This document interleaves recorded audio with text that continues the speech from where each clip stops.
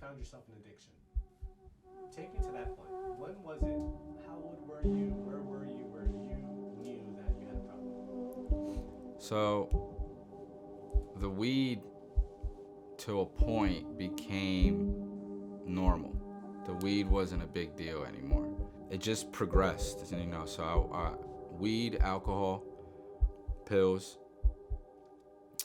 different types of pills, ecstasy, Rockettes, Xanax, any type of pill, any type of painkiller.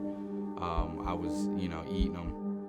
Normally, just on the weekends. It would just be, on a Friday night or a Saturday night when I had that extra day, the next day to kind of recover. When I was probably about 20, 21, I kind of took a step back and I looked and, I was like, damn, man, I think I might be struggling with something here, because I would go on binges, I would do ecstasy for 2 weeks, and then when that wasn't around or it was too hard to find, whatever pain pill was presented to me, or whoever had what, you know what I mean? Oh, I don't got this, but I got this. Oh, what's that like? Go ahead, try it. All right, try it. I do it for 2 weeks, and then it was kind of, just jumping around with various painkillers and mixing stuff and smoking weed, popping this, drinking that. So it was just a cycle, man. It was just like a tornado, man. I was just constantly on something. I couldn't remember in my early 20s, all through my 20s, I couldn't remember, except some stretches when I would go and try to get clean. I couldn't remember, keeping more than a day clean. I was high all the time. Kept trying stuff until, I was introduced to heroin. And it's cheaper, and it lasts longer, and it makes you feel way better than all the other stuff. So it was kind of it was really like a gold mine for me. I could save money because these pills were getting extremely expensive, and it would last longer. I remember the first time I tried a bag of heroin, I sniffed it. I didn't even shoot it. I sniffed it, and that was it, man. It was a wrap from there. That was a rabbit hole. That took me a while to fully climb out of. Who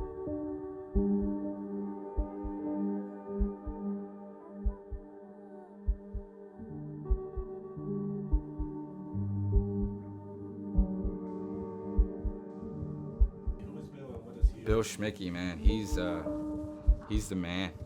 That's the only way I can explain it. Bill has a special place in my heart, man, because he helped me out a lot. A lot.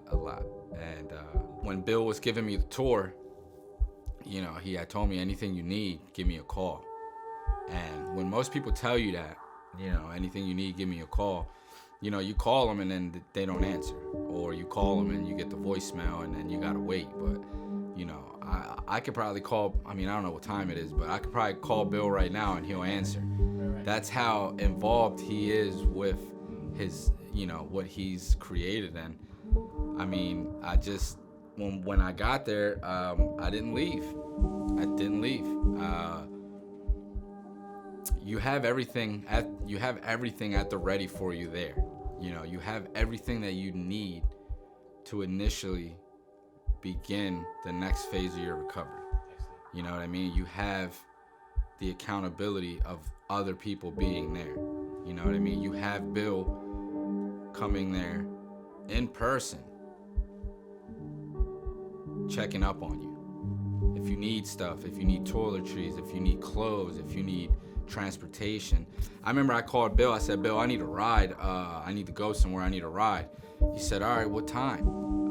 This is the time. He said, all right, if I personally can't do it, I'll send somebody over there to pick you up and take you where you need to go.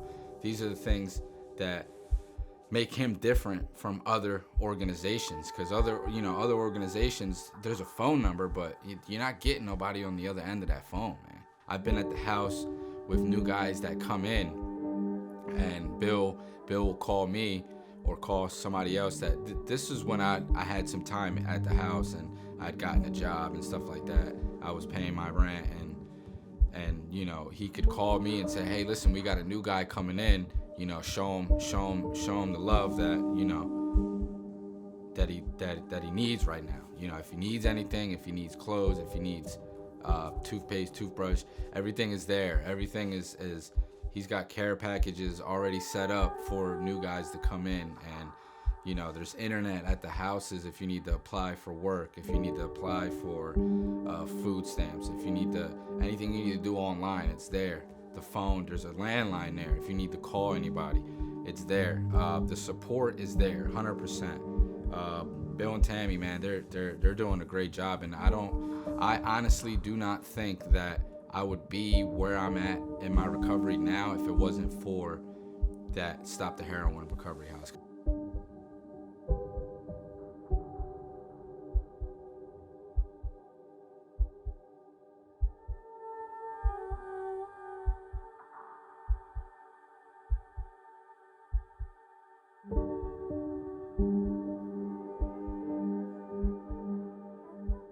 Chris is one of us. Okay, so when you're in that environment and you have somebody like one of us that's in that position, you give that man more. You give him respect. You look him in the eye. If he tells you to do something, you do it. He's the perfect person for that position.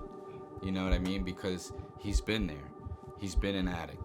You know, I've sat down with Chris and I can feel that he knows what I'm going through, or, you know, I can feel that what I'm saying to him, he understands legitimately.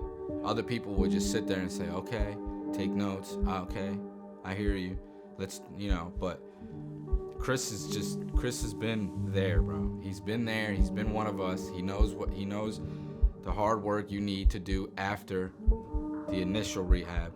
He knows what to say, and he knows how to keep you accountable. If you're doing something wrong, he's gonna tell you. If you're doing something right, he's gonna tell you. If you need to change the way you're doing something, he's gonna tell you. He's gonna keep you accountable, for sure. I respect the man a lot because, you know, I never try to compare my recovery story with somebody else's, because we all been through kind of the same thing, but at the same time we haven't. So Chris, you know, Chris has been through more, has been in the dirt more than I have, and I gotta respect the man for that. You know what I mean?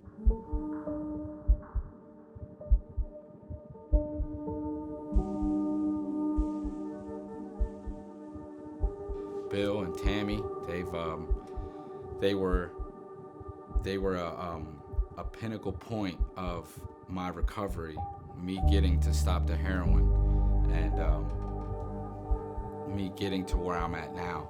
You know, it took 2-3 times, but sometimes sometimes it takes a few times, and it takes a person to gamble on you that many times for them to see that, you know, what they're doing actually works. You know, so big thanks to Bill and Tammy. I want to thank Chris, man. Chris, like I said earlier, me and Chris, we bumped heads a few times, and you know, I had told him, like, you know, F you can't tell me what to do, stuff like that. But that's just me.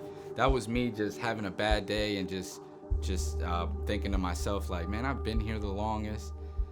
My urines are clean. I do my chores. Like, I could do what I want. You know what I mean? And it's not like that. And you need somebody like Chris to kind of give you that, hey man, listen, you're not there, bro. You're not there where I'm at. You're not that man. Sit down, bro. Let me see, man. Ish, my roommate when I left, Ish was a very, very understanding person, even though he was old and cranky at times, and yeah, he could be, bro. I couldn't turn the light on after 9 o'clock. I couldn't, and you know, I'm a gamer, so I'm on the Call of Duty. It's 8:50. He's like, yo, man, come on, turn it down. I'm like, oh man.